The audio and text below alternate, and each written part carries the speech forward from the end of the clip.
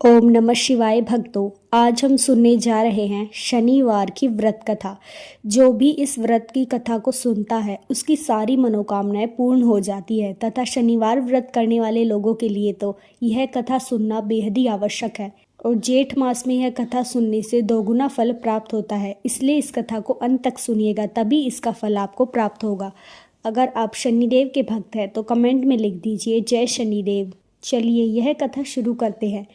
एक समय की बात है, स्वर्गलोक में सबसे बड़ा कौन है कि इस प्रश्न पर 9 ग्रहों में विवाद हो गया। विवाद इतना बड़ा कि परस्पर भयंकर युद्ध की स्थिति बन गई। निर्णय के लिए सभी देवता देवराज इंद्र के पास पहुंचे और बोले, हे देवराज, आपको निर्णय करना होगा कि हम में से सबसे बड़ा कौन है। देवताओं का प्रश्न सुनकर देवराज इंद्र उलझन में पड़ गए। इंद्र बोले, मैं इस प्रश्न का उत्तर देने में असमर्थ हूँ।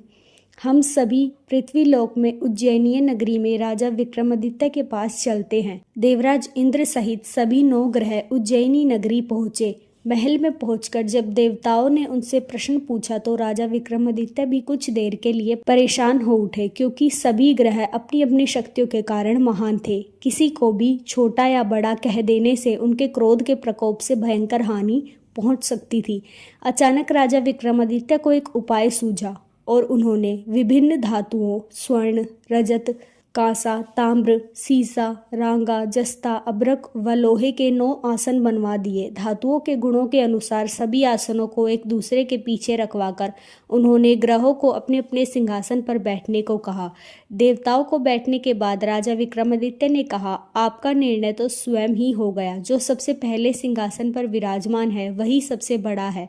राजा विक्रमादित्य के निर्णय को सुनकर शनि देवता ने सबसे पीछे आसन पर बैठने के कारण अपने को छोटा जानकर क्रोधित होकर कहा, राजा विक्रमादित्य, तुमने मुझे सबसे पीछे बैठाकर मेरा अपमान किया है। तुम मेरी शक्तियों से परिचित नहीं हो, मैं तुम्हारा सर्वनाश कर दूंगा। शनि ने कहा, सूर्य एक राशि में 1 महीना, चंद्रमा 2.25 दिन, मंगल 1.5 महीना, बुध और शुक्र 1 महीना, बृहस्पति 13 महीने रहते हैं, लेकिन मैं किसी राशि पर 7.5 वर्ष 7.5 तक रहता हूँ। बड़े बड़े देवताओं को मैंने अपने प्रकोप से पीड़ित किया है। राम को 7.5 के कारण ही वन में जाकर रहना पड़ा और रावण को 7.5 के कारण ही युद्ध में मृत्यु का शिकार बनना पड़ा। राजा, अब तू भी मेरे प्रकोप से नहीं बच पाएगा। इसके बाद अन्य ग्रहों के देवता को प्रसन्न होकर चले गए, लेकिन शनिदेव बड़े क्रोध के साथ वहां से विदा हुए। राजा विक्रमादित्य पहले की तरह ही न्याय करते रहे। उनके राज्य में सभी स्त्री पुरुष बहुत आनंद से जीवन यापन कर रहे थे। कुछ दिन ऐसे ही बीत गए। उधर शनि देव अपना अपमान नहीं भूले थे। विक्रमादित्य से बदला लेने के लिए एक दिन शनि देव ने घोड़े के व्यापारी का रूप धारण किया और बहुत से घोड़ों के साथ उज्जैनी नगरी पहुंचे। राजा विक्रमादित्य ने राज्य में किसी घोड़े के व्यापारी के आने का समाचार सुना तो अपने अश्वपाल को कुछ घोड़े खरीदने के लिए भेज दिया। घोड़े बहुत कीमती थे। अश्वपाल ने जब वापस लौटकर इस संबंध में बताया तो राजा विक्रमादित्य ने स्वयं आकर एक सुंदर व शक्तिशाली घोड़े को पसंद किया। घोड़े की चाल देखने के लिए राजा उस घोड़े पर सवार हुए तो वह घोड़ा बिजली की रफ्तार से दौड़ने लगा। तेजी से दौड़ता घोड़ा राजा को दूर एक जंगल में ले गया, फिर राजा को वहां गिराकर जंगल में कहीं गायब हो गया। राजा अपने नगर को लौटने के लिए जंगल जंगल भटकने लगे, लेकिन उन्हें लौटने का कोई रास्ता नहीं मिला। राजा को भूख प्यास लग गई। बहुत घूमने पर उसे एक चरवाहा मिला। राजा ने उससे पानी मांगा। पानी पीकर राजा ने उस चरवाहे को अपनी अंगूठी दे दी। फिर उससे रास्ता पूछकर वह जंगल से निकलकर पास के नगर में पहुंच गए।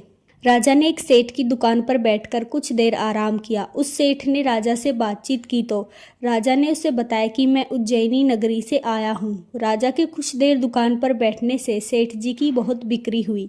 सेठ ने राजा को बहुत भाग्यवान समझा और खुश होकर उसे अपने घर भोजन के लिए ले गए। सेठ के घर में सोने का एक हार खूंटी पर लटका हुआ था। राजा को उस कमरे में छोड़कर सेठ कुछ देर के लिए बाहर चले गए। तभी एक आश्चर्यजनक घटना घटी। राजा के देखते देखते सोने के उस हार को खूंटी निगल गई। सेठ ने कमरे में लौटकर हार को गायब देखा तो चोरी का संदेह राजा पर ही गया, क्योंकि उस कमरे में राजा ही अकेले बैठे थे। सेठ ने अपने नौकरों से कहा कि इस परदेसी को रस्सियों से बांधकर नगर के राजा के पास ले चलो। राजा ने विक्रमादित्य से हार के बारे में पूछा तो उसने बताया कि उसके देखते ही देखते खूंटी ने हार को निगल लिया है। इस पर राजा ने क्रोधित होकर चोरी करने के अपराध में विक्रमादित्य के हाथ पांव कटवाने का आदेश दे दिया। राजा विक्रमादित्य के हाथ पांव काटकर उसे नगर की सड़क पर छोड़ दिया गया। कुछ दिन बाद एक तेली उसे उठाकर अपने घर ले गया और उसे अपने कोहलू पर बैठा दिया। राजा आवाज देकर बैलों को हाँकता रहा। इस तरह तेली का बैल चलता रहा और राजा को भोजन मिलता रहा। शनि के प्रकोप की 7.5 पूरी होने पर वर्षा ऋतु प्रारंभ हुई। राजा विक्रमादित्य एक रात मेघमल्हार गा रहा था कि तभी नगर के राजा की लड़की राजकुमारी मोहिनी रथ पर सवार होकर उस तेली के घर के पास से गुजर रही थी। उसने मेघमल्हार सुना तो उसे बहुत अच्छा लगा और दासी को भेजकर गाने वाले को बुलवा लेने को कहा। दासी ने लौटकर राजकुमारी को बताया कि वह तो एक अपंग है। अपंग राजा के बारे में सब कुछ बता दिया। राजकुमारी उसके मेघमल्हार से बहुत मोहित हुई, अतः उसने सब कुछ जानकर भी अपंग राजा से विवाह करने का निश्चय कर लिया। राजकुमारी ने अपने माता पिता से जब यह बात कही तो वह हैरान रह गए। रानी ने मोहिनी को समझाया, बेटी तेरे भाग्य में तो किसी राजा की रानी होना लिखा है, फिर तू इस अपंग से विवाह करके अपने पांव पर कुल्हाड़ी क्यों मार रही है। राजकुमारी ने अपनी जिद नहीं छोड़ी।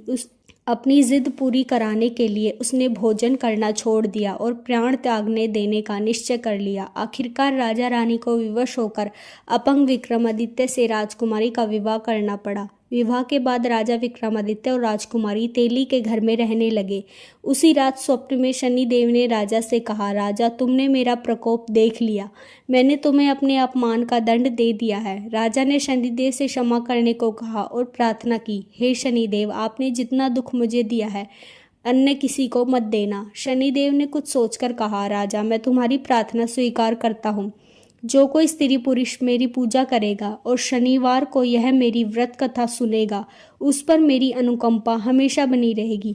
प्रातःकाल राजा विक्रमादित्य की नींद खुली तो अपने हाथ पांव देखकर राजा को बहुत खुशी हुई।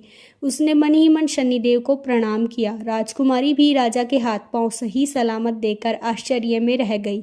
तब राजा विक्रमादित्य ने अपना परिचय देते हुए शनिदेव के प्रकोप की सारी कहानी बताई। सेठ को जब इस बात का पता चला तो दौड़ता हुआ तेली के घर पहुंचा और राजा के चरणों में गिरकर क्षमा मांगने लगा। राजा ने उसे क्षमा कर दिया क्योंकि यह सब तो शनिदेव के प्रकोप के कारण हुआ था।